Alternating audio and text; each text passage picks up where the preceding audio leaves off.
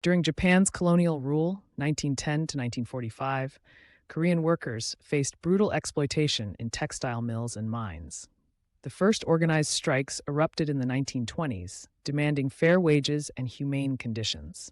In 1921, the Busan rubber factory strike involved 2,000 workers, a landmark event.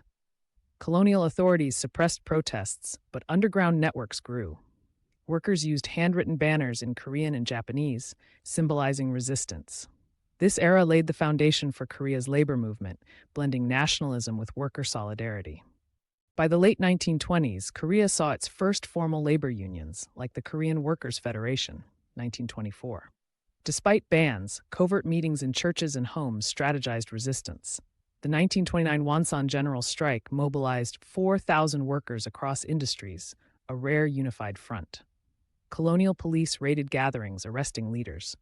Yet, these efforts planted seeds for post-liberation activism.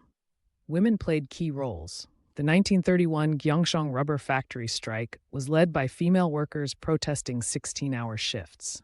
Their courage inspired future generations. After 1945 liberation, U.S. military rule initially supported labor rights, leading to 1,500 unions by 1947. However, the fledgling South Korean government, fearing communism, cracked down. The 1948 Jeju Uprising saw laborers join protests against authoritarian policies, resulting in mass casualties.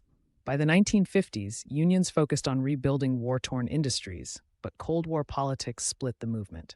The Korean War further fragmented labor, with some groups branded as leftist threats. Despite repression, worker-led reconstruction projects kept activism alive.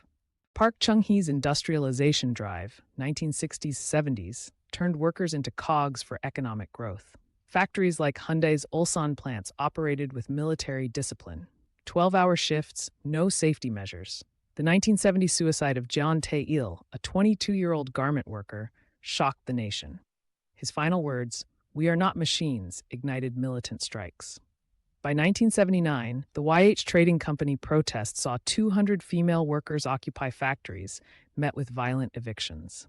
These clashes exposed the regime's brutality, fueling broader dissent ahead of democratization. The 1980s saw labor unions join student-led pro-democracy protests.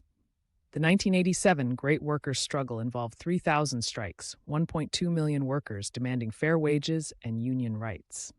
By 1995, the Korean Confederation of Trade Unions, KCTU, emerged, securing legal recognition. Hyundai's 1998 strikes against layoffs during the IMF crisis marked labor's political awakening. Though fragmented today, these movements forced cables to negotiate. The democratization era proved workers were central to Korea's transformation, from sweatshops to a global economy.